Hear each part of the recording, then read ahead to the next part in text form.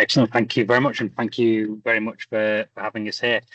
So the main reason for us coming to this group was around the work that's been going on about the CXIO networks, and how the regional team is now getting involved, and how we're looking at linking patient safety together and try and help formalise things a bit more and create a route for people from an escalation point of view, or and how it fits in with the regional governance piece to support the wider work that's going on around the sort of what's going to happen with digital in the future across the Midlands. So before I get into that, though, as this was badged a strategic piece on the on digital transformation, I'd give a little bit of a verbal update on the wider work that's going on before I just cover off the CXIO piece specifically. So as you're all probably aware, you'll know the turmoil that's going on at the moment with the changes in the NHS. When we've had the model ICB come out, we're not sure quite on the structures, how everything's going to link together. There's work going on with the model region that's just kick-started. So the sort of mechanisms of how the NHS is going to operate is in flux right now. From a digital point of view, that's not great for us because we're still trying to deliver on a number of digital programs, mainly from a regional point of view, make the EPR program, the FDP, shared care records, NHS app, etc. So from a regional point of view, we've kind of been looking at how we go about this year, so 25-26, and then how do we then progress forwards in 26, 27 and onwards, which will form part of the spending review, which is multi-year for the next number of years. So we've got a short-term plan for this year, and then that longer term, which will then lead into a longer-term plan for the future years. So for this year in itself, what we're doing is we've got a couple of work streams planned. We're looking at the planning guidance came out, and that had about 11 digital obligations in it. So we're going to be working with the system to coordinate that side of things. On that, we're going to use this year as a real opportunity to build. So one of the things that may or may not come out of the NHS reshuffle side of things is that the regional team might become the assurance point of the system as that's moving out of ICBs, but also might become the strategic point from a digital transformation point of view as well. Again, everything is up in the air at the moment, and everything is set in stone. But we're trying to do work that will make a difference no matter what happens with this. So what we're going to be doing over the next I say 12 months, it's not 12 months anymore. It's next 3 quarters of the year is be working on an architectural piece of work. And what we're going to do is we're going to be working with the system, we're going to be working with region, we're going to be working with programs to define what capabilities and functions that organisations, ICBs and the system need from a digital perspective, almost like a bit like a digital capabilities framework for the Midlands. And if you know of the digital capabilities framework for the EPR stuff, that's kind of where the inspiration has come from for it. Whether or not the name stays the same or not is to debate.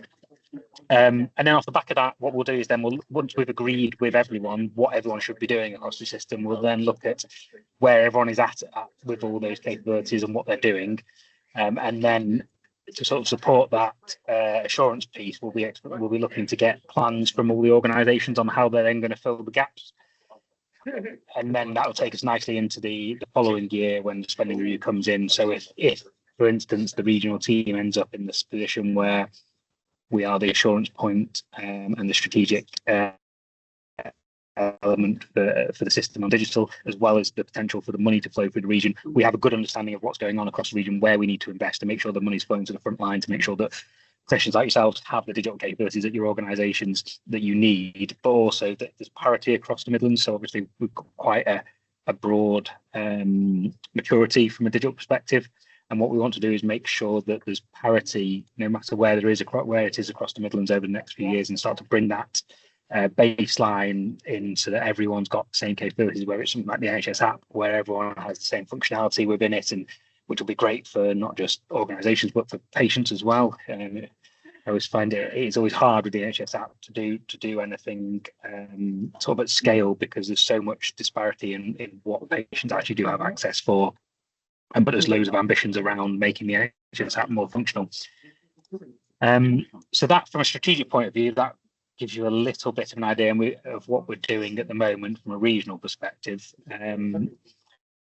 We've got a working group set up which does involve clinicians, etc., and we'll be using the CXIO networks and the CCIO network and all the other ones to sort of litmus test some of the work that's going on in that. We've got clinical representation in it as well, so clinical representation is there, and we'll be making sure that people get an opportunity to feed into that piece of work.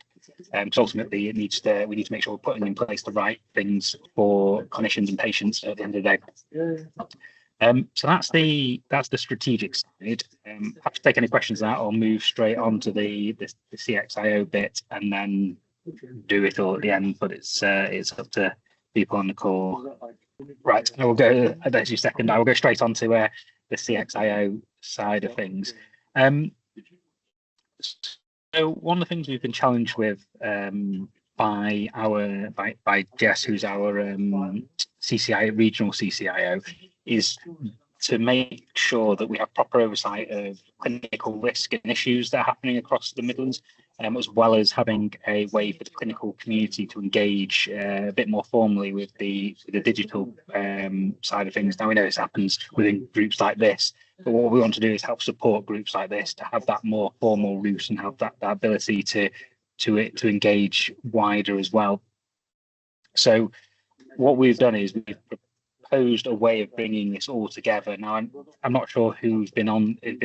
I suspect you'll have already had communication on the CCIO work that's going on, because I've sent it out by the group, so you're probably aware of a lot of this. But just as a bit of a refresher, in the very near future, next week actually, we plan to stand up our first digital transformation board at regional level. And one of the reasons that's being stood up is it's going to be form part of the building blocks for the governance side of things, for the assurance piece, but also giving a route for all digital things regionally to be brought forward, whether that's patient safety issues or risks, but also allowing us to sort of endorse and embrace things that are coming up through the community. So if there's something that an idea that comes up through the CCIO community, for example, it'll give it a route to get that sort of the attention that it needs, and then potentially the regional endorsement that it needs to support, say, a wider rollout of something that the community believes is needed. I'm going to throw up a few slides just to support, just to run through things. But again, these slides did get shared as part of that wider CCIO work, but just for people who haven't seen it. Just wait for it to drop my screen.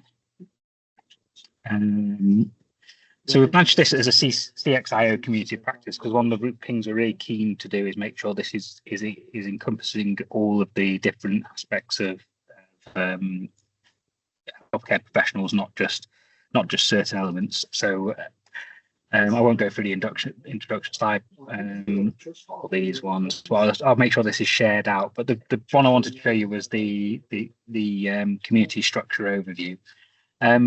So one of the things we've been working with Connor and the other chairs of this network to do is understand how this network was set up, what it's been doing, and what it facilitates, and who attends it. And one of the things that we discussed was how this group has broadened out side of just the CCIO, sorry, and has wider healthcare professionals involved in it. So we've been talking about how do we make sure that we support existing networks while also trying to basically support existing networks and try and formalise things a bit more. So one of the proposals is that this is to form a community of practice group that encompasses all the different professions within it, and that would be what this group morphs into, and then have a number of networks that still exist to give space for individual professions to have conversations that are maybe just relevant to themselves, or that maybe need a more closed door room approach to be able to talk about sensitive topics. What we've done when we've been working with Connor and the other chairs of the CCIO group is look at how we actually go about delivering this. And one of the things we're really keen to do is make sure we respect people's time. We don't want to duplicate things, and we want to make sure that they all feed into each other. So we're going to be working out a cadence to the meetings where you'll have the individual network meetings to have those sort of more nuanced closed room discussions, and then have the community of practice piece that still happens alongside that, where everyone comes together to be able to discuss things more broadly. The hope is that will help continue to build on the success this group has been having, and the great work that Connor and co have all been doing in this space, to sort of create that vibrant clinical community across the Midlands. Then we have a bit of governance wraparound that we want to put in place to help support yourselves as clinicians. And that is, the first part of that is to create a CXIO steering group. The steering group, the idea behind that is that it will bring together representation from each of the communities, because with the networks and the community practice, the thinking is that those groups will be too large to do some of the more SME work that maybe needs to go on. So we're going to have this CXIO steering group that brings together all the different reps from across the different networks and the community of practice, and also links in our colleagues from the quality forum and the patient safety side as well, to bring that group all together where they can discuss things that are raised in the networks, community of practice, etc., endorse anything, discuss the merits of ideas that then could potentially become something bigger than just ideas.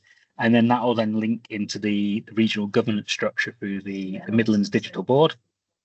And again, there'll be CXIO representation on the Midlands Digital Board as well, because it's really important we have the clinical voice at that board.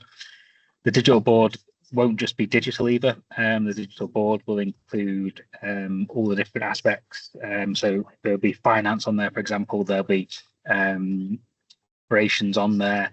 I think of the ones off the top of my head. But basically, it's not just going to be digital community. It's going to be a wider representation, because digital is obviously underpinning so many things. We want to make sure that's all represented at the Midlands board.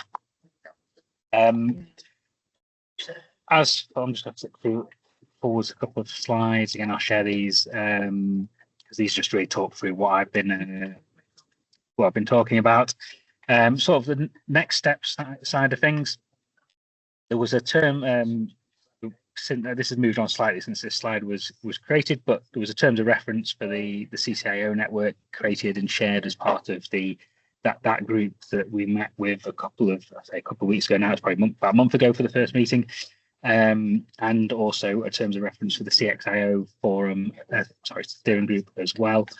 The first CXIO steering group is going to happen next week, if I remember correctly off the top of my head. I have the date to hand.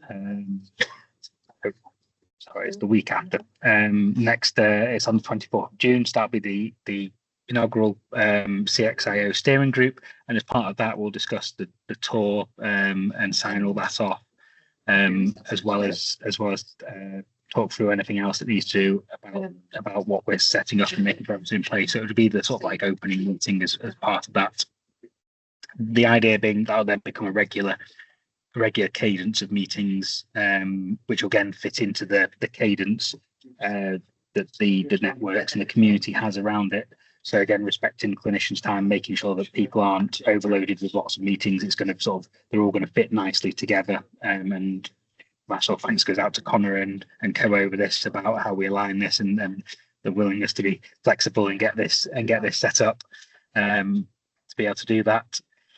And then the sort of the final thing from me before I be quiet and you can ask any questions is just the call to action on this. Obviously, we sent out the communication around this to the CCIO community directly. So there's still opportunity to feedback. So please do feedback if you want to.